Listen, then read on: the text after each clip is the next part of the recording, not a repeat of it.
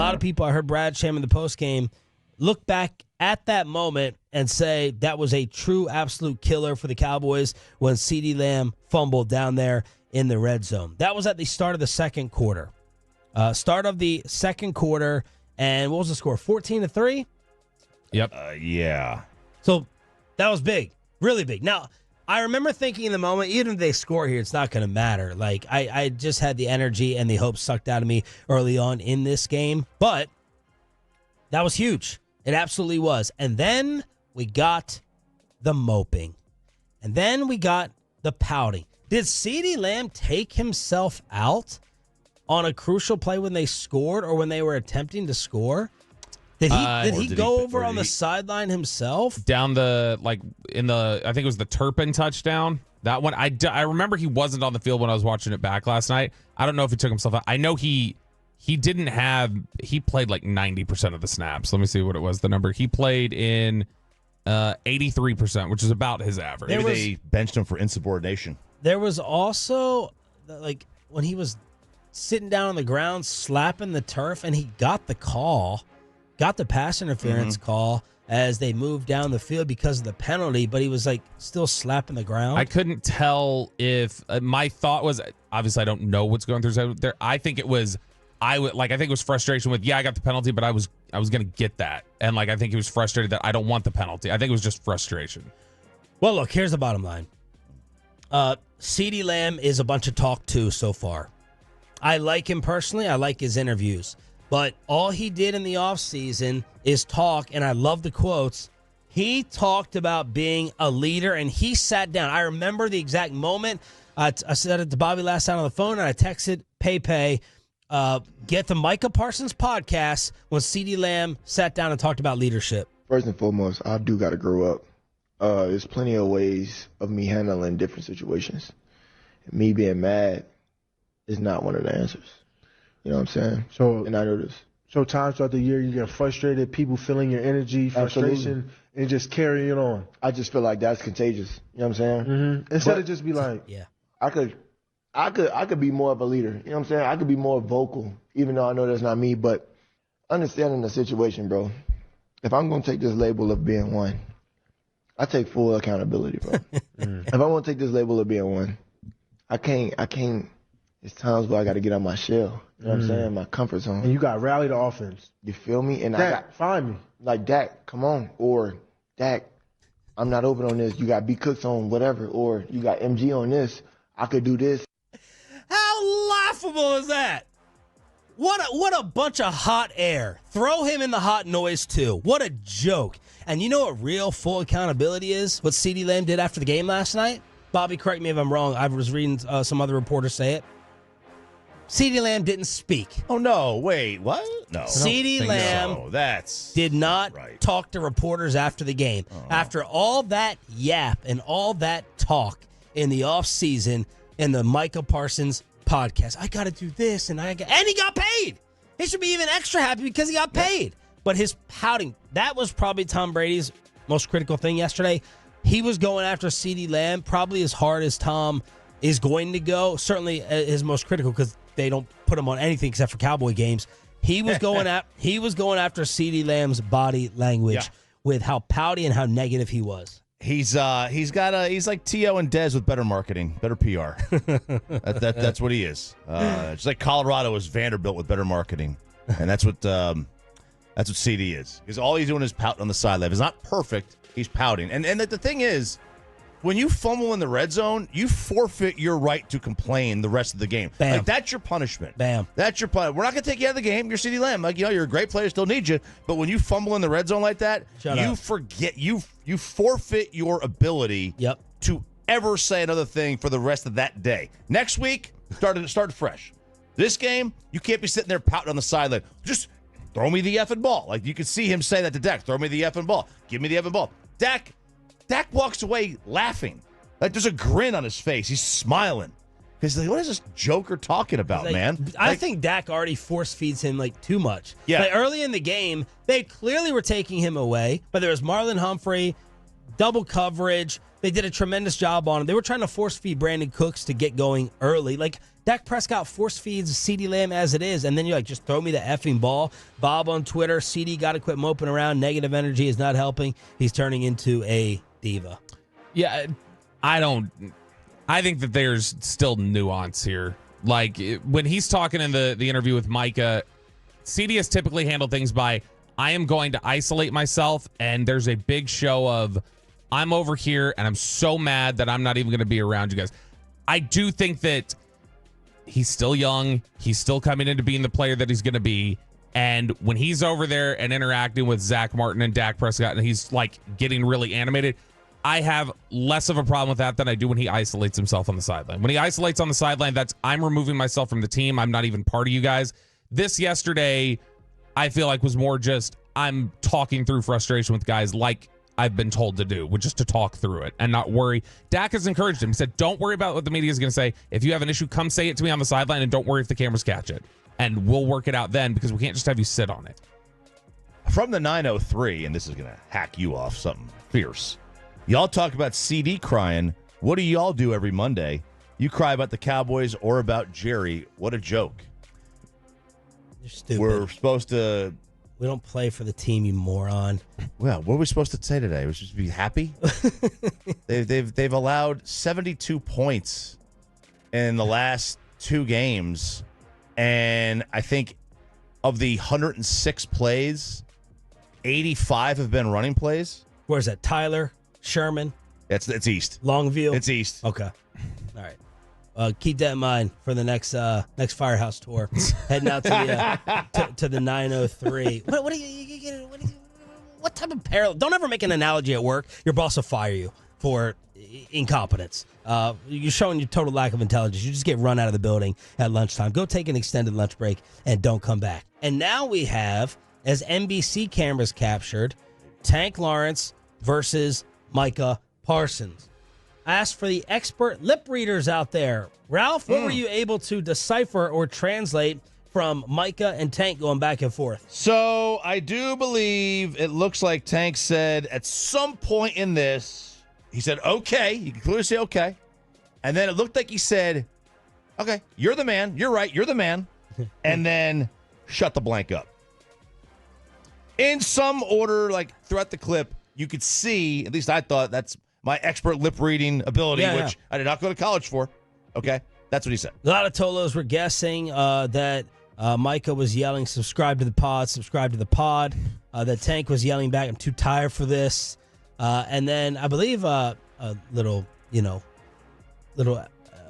birdie comment for back to the Super Bowl when Tank told them we were too tired, we're burnt out, too tired for this argument. Who's burned out, man? And then I think Micah Parsons' brother responded to my video on Twitter saying, this is what we want, right? We want the fire. We want the fire that number 11 is bringing. Let's keep that alive moving forward. Did they address this in the locker room afterwards? What were you able to gather from this one, since you want to defend Lamb to start? Yeah, I mean, I'll defend Micah too. And I've had issues with Micah's energy at times and the way Micah handles things. When you are just getting destroyed, I have no problem with that frustration pouring over and trying to figure something out on the sideline. To me, the optics be damned, like you're trying to get something figured out. And that's what Micah said they were doing. Micah said afterwards, he's like, I have a lot of respect, but that's what they were doing. Definitely think it's frustration, right? Like we talk, like I said, G-Laws has always been like a big brother to me. We're losing. It was something simple. Like, we didn't even mess up. We came off a 3 and out. But it's the simple fact of, like, for us to be the best, right? Our best players always have to do the right things. Like, right? Coach is like, man, go make it. I said, Coach, I'm spilling it. Like, I'm playing in the framework of the defense. I need to get these guys behind me to trust me first. Like, I don't want to make those plays by myself. Because they're just going to slow them down, right? So I need everyone to do that, right? Not just me, not just D-Law, everyone. Like, yo, I'm going to just stay in my gap. Like, the person behind me has to trust me. I'm going to do my job, right? Stop. And right now, that's... What's wrong with this audio? Where do we get this from? This is I don't know if that's the audio from our locker room or if that's the Cowboys. Cowboys audio was not good either. Micah quotes, same thing. Right now, we just got people trying to be Superman. People just got to own their jobs. We don't need any Supermans We just need 11 guys playing together. Tank. We got the guys to do it, so that ain't the problem. It's just all about effing doing it. We'll get it done. Once we get out of playing Little League football and get back to playing pro football, we'll be all right. Yeah, I think they effectively sold Micah this offseason on playing within the defense. Micah has not always played within the defense, and it has burned them before, where he's gotten out of his gap. He's moved from his responsibility because he goes, I'm going to go make the play. Screw it. I'm going to go do it. I think they've effectively sold him, and he's willing to do it, and I think that's why he seems more frustrated than normal with other people doing their jobs, is because he's learning what happens when you stay within your responsibility on defense and other people don't do their jobs. The same thing that a lot of guys probably felt with him in recent years, where it's like, you were supposed to be there, you weren't, and we got gashed. And so Micah's doing everything right. I think Micah's playing more disciplined right now than he has in recent years. Okay. I just think the defense is bad. Look, when Dez would do this on the sideline, it never felt like, at least from the servers, it never felt like the players didn't like him. It feels like there's like tension with Micah and the players. I think there absolutely has been. And was it like that with Dez? Like, I don't remember the other players like. Nah, maybe some people thought like, you're kind of a lot to deal with. But I think everybody always felt like his heart was in the right place. Anything else to say about it? Just that, like I said, because this we thought was something that was simmering in the off season. Tank and Micah. Yeah, and I mean, I think they have what you can best. I think they have a working relationship. That's my thought. From the 254, man, you guys need a reality check. This team is an 8-8 team, 29 years of nothing and fake excitement. They're going to the Super Bowl. Yes, they're going to watch it. What's going to happen in Week 18 then? What's the reality check that we need here? Yeah, 8-8 is that's only. I mean, it could still break the other way. They could be above 500. What's the reality check? See, okay, this is my theory that this is just somebody who just assumes that because the Cowboys are on our station, that we do nothing but hype them up, and they just start every show by sending like, they have a time text. Like, you need a reality check, and we're like, yesterday was an embarrassment. All right, but I mean, to be fair, if we need a reality check, I did some research yesterday. I love research. Hey, if you thought that the Cowboys' run defense was bad, you're right. If you thought that the Cowboys' run offense was bad, you're also right. But they're bad at both things. What you need to realize is it's even worse than you thought. No, it can't be. Can it not? It can't be. I accept that challenge. All right. Let's go to overall statistics. The Cowboys have 221 yards rushing this season. The Ravens had 274 yesterday alone on 17 fewer carries. So just think about this for a second. I just want you to think about this for a moment. They're more efficient? The Ravens had 17 fewer carries yesterday than the Cowboys have all season and still ran for 53 more yards. That's not a good sign. What do you think is the longest run of the season for the Cowboys, Corey? 13 yards. Close. Very good guess. 12 yards. All right. By CeeDee Lamb. Next high. That was in the season opener, by the way. Rico Dowdle. 10 yards. Also in the season opener. Ezekiel Elliott, season high carry. He went for 9 yards. Also in the season opener. And Deuce Vaughn, 4 yards. My point is this. I think Deuce Vaughn had like a 20-yarder in preseason. That doesn't count for this. And that's why Brandon Aubrey is not the co-holder of the field goal record yet. I think Zeke's had a couple of big runs in practice. That is. But at this point, Kevin, they pretty much want to see you have those big runs in a game. Yes, that's very fair. But you know what? Hold on. You haven't heard the rest of the stats yet. Maybe they're better than you think. All right, yeah, let's go. The Cowboys have 3 runs for 10 or more yards this season. There you go. 2 of them are from CD. So you have 1 run from a running back that is 10 or more yards, and it was Rico Dowdle at 10 yards. You have no runs longer than 12 yards. And I know what you're thinking. I was prepared for this. I know Bobby was thinking this too. Yeah, but I bet people just don't run for 10-plus yards. I bet opponents don't run for 10-plus yards. Fair point. They're averaging 6 in the 6-1, I think, from Baltimore, so they must have just been getting 6 yards every time. Exactly. So what's the big deal? Fair. How many 10-plus yards runs did the Cowboys give up against Cleveland? Only 2. There you go. So we're rocking and rolling. Way to go, Zim. What about against New Orleans? 4. Oh, that's not good. What about against Baltimore? 10. What? You're kidding me. No, I went back and 10? Yeah. In one game? Yeah. And so you can see it's now exceeded a doubling up. So at this point, the Giants are going to run for 10 plus yards 23 times or something like that. But just think about this.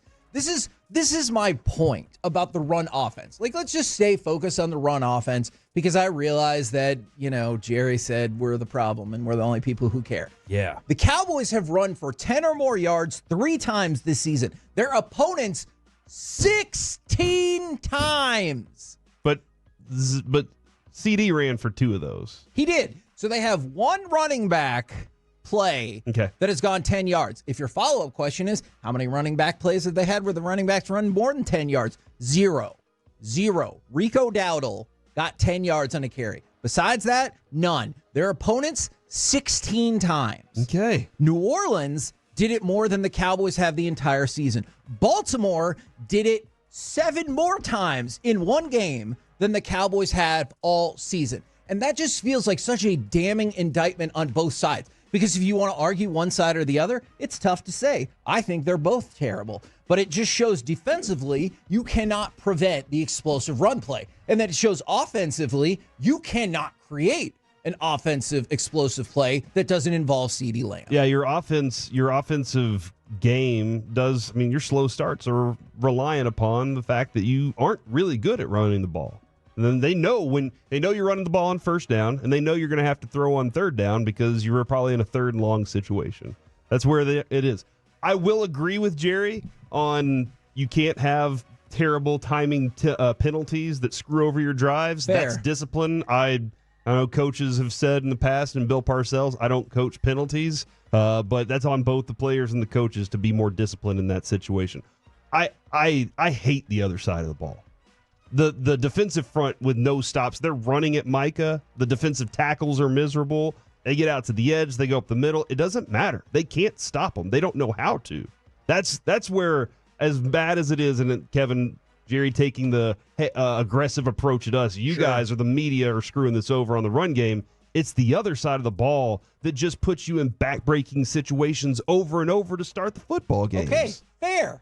So I took a look at that as well, just in case, Bobby. You're so prepared. I anticipated, from Stephen Jones, not Corey, I anticipated this level of potential pushback. So I decided to check. Maybe there's just not a lot of explosive running plays because the Cowboys have not been in a situation where they're going to run the ball a lot. Boom. Sure, would the first game have lent itself to a whole lot of runs? I guess one could argue that very strongly for the exact same reason the last 2 didn't. So let's take a look. So let's take all of the, just total accumulation out. How many yards do you get per carry? Well, this is where the Cowboys are going to shine because they are not last. Yes. Or next to last. Or next to next to last. Okay. You have to go all the way up in the standings to tied for 29th is where you will find the Dallas Cowboys. So the Rams, Bears, and Raiders all have a worse per carry average than the Dallas Cowboys' robust 3.6 yards per carry. What teams again? Can you name those teams again? The Rams, okay, Bears, and Raiders. All right, all 3 of those teams have had to throw the ball a lot because they've been down, correct? Yes. Like the Rams have had to throw the ball a lot because they've been down 14 almost every game. Man, what a win button. The Bears, you said it earlier, Bobby, you're not a big fan of the DeAndre Swift signing for the Bears. It's not very good. And Caleb Williams, even though those games are close, they're like, Caleb, air it out, buddy. And then the Raiders have had to air the ball out because Gardner Minshew's the man, is what I've learned there. True. So you're in a situation, you're one of those teams where you've had to air the ball out a lot, Kevin. But who are they tied with? They're tied with the Pittsburgh Steelers. Now, the interesting thing about the 3-0. Pittsburgh Steelers is the Pittsburgh Steelers run the ball more than just about anybody in the league. Yes. And so I guess you could make an argument that they're more like, let's volume rush this thing and we'll just wear you out as we go along. But think about that. So you can take it from whatever perspective you want. I just wanted to bring you some of the cold, hard numbers that have nothing to do with opinion or anything like that, because that was the accusation that was lobbed on Friday, is like, it's the media that cares. I'm telling you, when we talk with Steven at noon, there's a lot of football to play. There's a lot of other quality teams that are 1-2. He might even make reference to San Francisco. That would be my guess. Bobby, I want to say, because I do feel this way a lot, the offensive line is not good enough yet. I've seen multiple times where I've been like, Tyler Guyton, you're getting your ass kicked. Guyton and BB both struggled a lot yesterday. And there was a moment where you saw Dak get sacked and Guyton runs over to like help him up, and Dak just gets up and runs off. Like, look, man, you're the reason I'm on the ground right now. You're supposed to be protecting my ass. You're not doing it. I want to say that's the case. But I did hear you this morning say that EPA for those plays says that they should be gaining more yards than they are. Yeah, correct? The next gen stats say that the expected yards, whether it be next gen stats or down and distance stuff from other analytics, the expected yards per carry, they're consistently falling short of that. I think yesterday the number from next gen stats was they had minus 17 rush yards above expectation. So when you talk about on their carries, next gen stats would have said, for instance, they should have picked up 80 yards, and they pick up like 63. So that's how it works. And I know some people. Theory, yes. I know some people might be like, "Oh, 17 yards, big deal," but just think about when those yards could have happened. Yeah. Like, could it have been on a 3rd and 2 where you could have kept a drive going? Or could it have been on that 1st and 10 where instead of getting 0 yards, you popped like a 5 or 6 yard carry and you're like, here we go. Now we're in business. 2nd and 4, 2nd and 5, something like that. So when the yards could have happened is huge as well. I think we can spread the blame around. The slow start from Guyton and BB because they're rookies, the ridiculous efforts into shoring up the running back room, the concerns about going on the cheap and drafting poorly to address the defensive line, and just the all around, it's not an issue from the front office. So I'm not saying it's just one thing that's causing all these problems. I'm just saying when it's like, oh, that's you guys. Here are the numbers. All right? 16-3 in terms of 10-yard rushes given up. That's only in 3 games. What have you seen from New Orleans to the Ravens that makes you think, yeah, but we're fixing it? Well, the fixing part is where I was about to say, what's the solution? Jerry said it, hasn't he? They're getting better. That's the only thing, because of the position they put themselves in, saying we're going to start 2 rookies. We didn't have anybody better to be the options. We let go of people, and we didn't sign anybody better to be the options just in case things don't go right. Jerry's saying it. We just got to wait it out because we got to hope that they get coached and they get better. That's the only other solution, because otherwise, Kevin, they're going to have to trade a 1st-round draft pick or a 2nd-round draft pick, and they don't want to do that. They don't want to trade picks. Not only is that a lot of work, but then whenever draft comes around, they don't have those picks. Hagee, if you take just the running plays that have occurred this season for the Cowboys when they are within 7 points, yes, either leading or trailing by 7 points, which is you're clearly not down so much that you can't run the ball. The Cowboys this year have 23 carries for 106 yards. That's 4.6 yards per carry. Doesn't sound so bad. If you take the CeeDee Lamb jet sweeps out, it's a 3.9 per carry. And that's when the game is clearly not out of hand. Just, it's frustrating. Frustrating. There was part of me, too, that yesterday was like, hey, F it. Let's just do 2-minute drill from the start of the game. Oh, let's start onside kicking. From the start of the exactly. game. Let's just do it that way. But the Cowboys did go fast. They did try to go tempo early in the game, and it fell apart on them again. I got bested in the comments on Twitter when we converted the onside kick. And I was like, there's nothing Brandon Aubrey can't do. And people were like, unfortunately, he can't play quarterback or running back. Can he kick? I think he could kick a ball accurately. So he might be. Can you kick a pass? Can you forward kick a pass? Don't. Is that like the drop kick? Yeah. Look, he's in to throw as a foot guy.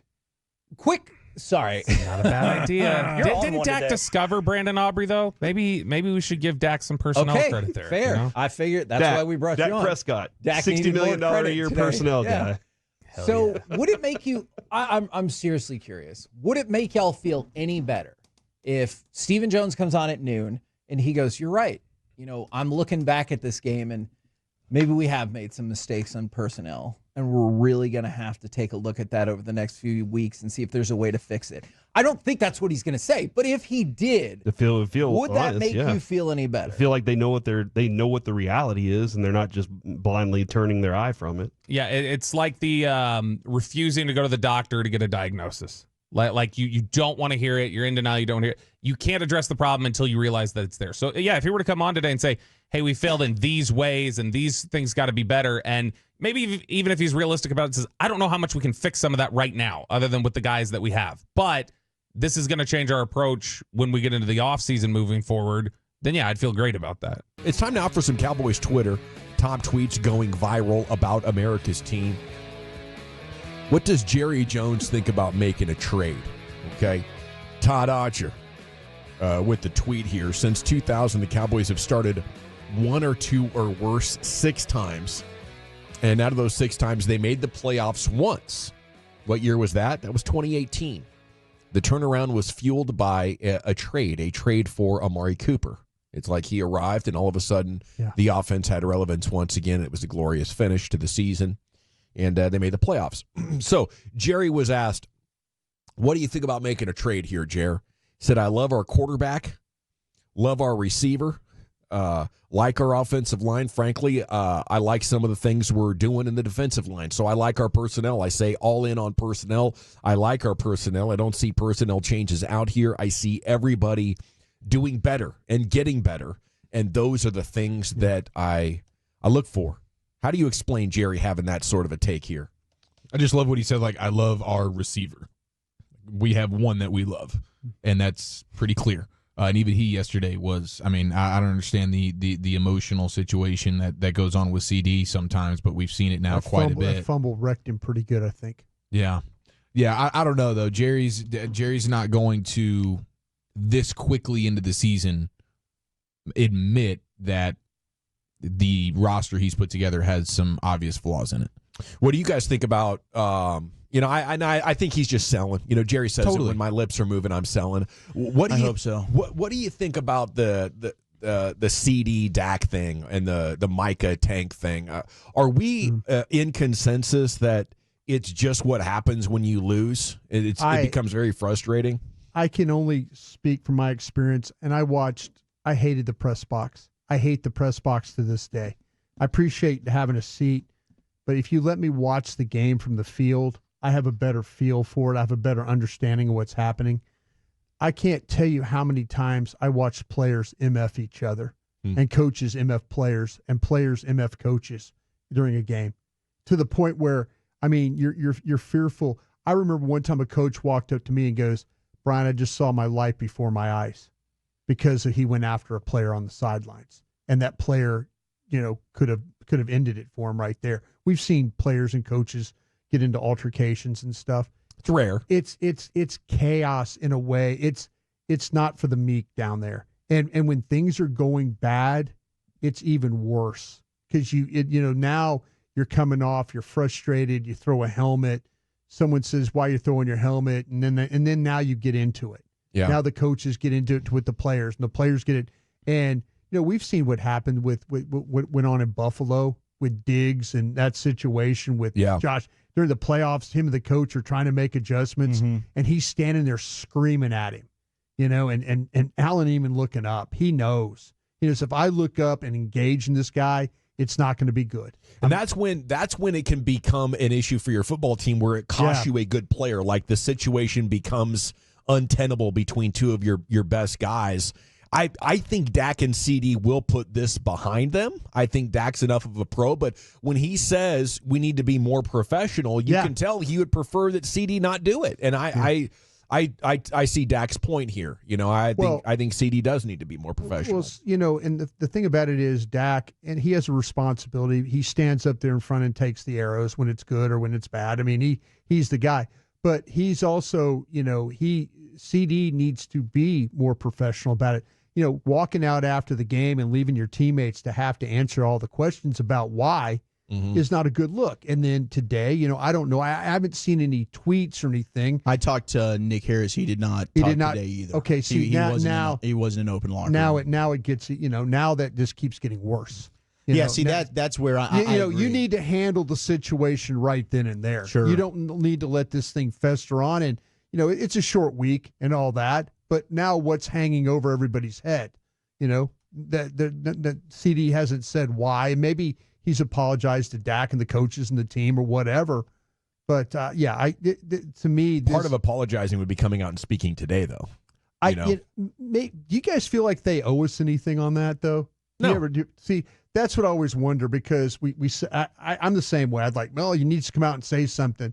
And then I think, well, he really doesn't owe me anything. No. He's doing his job. I mean, if we have a bad show and I'm yelling at Eric, I don't owe anybody any responsibility. It's between Eric and I. Sure. Yeah, but as fans and as media, you wonder, the longer he doesn't talk and say it's fine, I agree. The more it's like, is this a Josh Allen, Stephon Diggs type of spot? I totally agree. But I'm just saying, in reality, he doesn't owe us that. But no.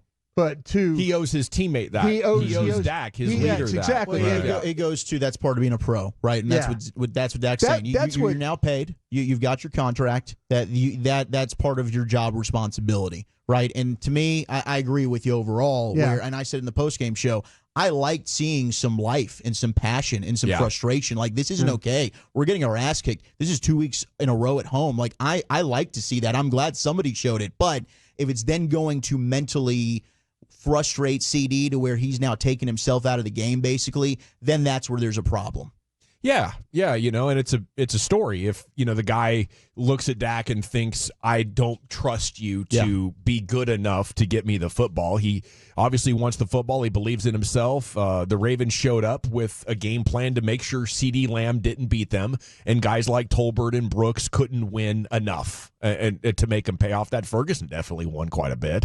That was one of the positives of the game. Yeah, I saw Matt Owen, and he put out the next gen numbers. The average league separation, yards of separation for wide receivers is just under 3 yards of separation, and there wasn't a single Cowboy that even hit that number. Wow. They were all Brandon Cooks less than a yard of separation, Jalen Brooks barely over a yard, Jalen Tolbert 2 yards, and CeeDee 2 yards. So there's no separation. Your average players can't get it, and even your great wide receiver one couldn't get separation yesterday. And so some of that has to fall back on your design and your route concepts and how much, as a play caller, are you helping your wide receivers get open. And ultimately, it's going to come down to your defense being better. Machota with a tweet here from The Athletic. Opposing quarterbacks' combined passer rating versus the Cowboys in the last 3 games at AT&T, 147.1, bro. Ooh. What, 158.3 is perfection? Nearly giving They're up. They're flirting with it. Opposing starting running backs, which is Jones, Kamara, Henry, averaging 128 rushing yards and 3 touchdowns per game. And the Cowboys' defensive frustrations reaching new levels. Can't stop the run or the pass. If I'm Dak, I'm like, dude, just chill out, bro. Okay? We got to aim our frustration at the defense. We're good. We'll get this figured out, right? I need a better number 2 and number 3 wide receiver. We need a running back. Until those things happen, chill. We're going to be fine. But this is not the type of year where we need to get at each other's throats and ruin what's a good thing. We're quarterback and receiver of the Cowboys for the next half decade. Unless you're such a Richard that I got to tell him to get rid of you. We don't want that. Nobody wants that. This isn't a winning year. We have nothing at running back. Our defense is horrible, dude. Just chill out. Brian, what do you think? No, I think you're onto something. I mean, Dak's saying don't jump off the bandwagon. Yeah, the thing he's trying to rally. That's publicly. Well, no, he's saying do. The thing that bothers. He's saying please do. Okay, he said if you want to jump off, jump off. And then watch what happens. Okay. Can I be critical of how bad you guys suck without jumping off the bandwagon? Do you have to have like that? I don't think you can. It's funny to have that energy like they're the victim here. You can't talk about it when it comes to Dak. You guys have embarrassed yourselves and the entire country. You're America's team. And all you do is just S in your helmet for the last 3 times that you've had a game at AT&T Stadium. Yeah, the thing that bothers me the most is what I heard in the post game was the stuff about preparation. And when the head coach talks about it, Dak talked about it. you've got. Mentioned not practicing well all week. Not practicing. Jordan Lewis, we got to be detailed. Yeah. You know? That to me is the most concerning thing. The fact that you have guys, especially after what happened in the Saints game, that you have a situation where, and the Ravens aren't an easy team to play, but still, when you get 3 or 4 different people talk about preparation during the week, that to me is the big. This whole yelling at each other and all that, that's fine. But if you're telling me that they're not getting ready for games every week, that's more of a problem. Bad look. Yeah. Lame duck coach. Yeah. Maybe they're already tuning him out. Whose fault is that? I'm surprised. That's Jerry Jones' fault. No question. And we thought the Mike Zimmer stuff was going to have it be more detailed, more buttoned up, more sound. More, those are all fundamentally, things I said. all those things. I'm not saying you. I'm saying we. I mean, in general, I said that. You did, yes. Yeah, but absolutely. It's just surprising that we're a couple weeks in here. It's not been buttoned up. They haven't done a very good job when it comes to playing run defense, and they don't play it in a way that you have to be. When you take chances or you make a blitz or you bring a guy down inside, you have to replace those things. You have to replace if somebody's going to go to if all of a sudden Micah Parsons is on that crash, somebody's got to replace him. Somebody's got to be there, because if the ball spills backside to him, then you've got to have somebody there, and they're not doing that. And that's on Mike too. That's on Mike. It's on him. It's on his players, and it's on the way they teach. If these players aren't getting it, there's something fundamentally wrong. And that's coaching. Yeah. Do you think Jason Garrett was saying this with a smile last night on NBC when he was talking about the Cowboys, saying they're not a physical football team? Everyone understands this about the Cowboys now. You have to go in there and run the ball. The last 2 years, they were dominant at home. I think teams have found the formula, run the ball, get ahead, and that's what silences that pass rush. So he's right. If you been that way for 12 years, he must have been cheesing another so one, hard when he said that. There's been a lot of players that have come and gone in those 12 years. They're built to play against 11 personnel. They're not built to play against 12, 21, 22. They're not built to play against teams that have fullbacks and big tight ends. The Ravens didn't motion you yesterday. Look at the motion numbers. Ravens had less motions than you did in that game. What do? They lined up and they kicked your ass. That's what they did. The Cowboys will tell you. The Cowboys will tell you we have to choose, right? Are we going to build a beefy team or a fast team that rushes the passer and covers speedy wide receivers? They don't believe it's possible that you could have everything, and that's why they can't win playoff games. You're not going to play against a quarterback like that every week. You're just not. I mean, that's why that guy's a 2-time MVP. Well, they looked lost. They looked unprepared for him and his ability to run the football. But that's fine. And if you get into, if all of a sudden San Francisco brings back Colin Kaepernick to play like that, then I'd be worried. I would be worried. But to me, they have got to figure out how to play against teams that play with fullbacks and tight ends. That quarterback is rare. He is rare. But if you get somebody that could really, really run the football like the Saints did, and they play with the fullback and they play with tight ends, that team's going to put Dallas in a lot of trouble. Golly, I hope they can beat the teams with more traditional offenses. I think you can lean on that and see 7, 8, 9 victories out of this year. But the schedule's tough, and there aren't a ton of winnable games other than the division. I think you look at Carolina. Well, if you look at coming up, Pittsburgh. Was supposed to be a little bit easier, but now look at Pittsburgh with that quarterback. You think they're going to watch your film and think, "Oh, let's just not run our quarterback"? Fields is going to run all over you. Yeah. Let's see how that works.